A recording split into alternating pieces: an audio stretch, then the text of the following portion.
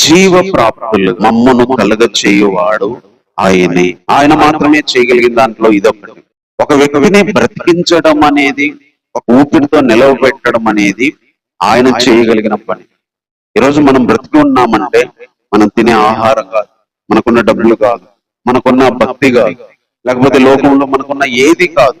దేవుడు బ్రతికించాలనుకున్నాడు కాబట్టి బ్రతికించు. ఈరోజు మనల్ని జీవ ప్రాప్తులుగా ఉంచిన వాడు, ఉంచగలిగిన వాడు, రాబోయే రోజుల్లో కూడా ఉంచేవాడు.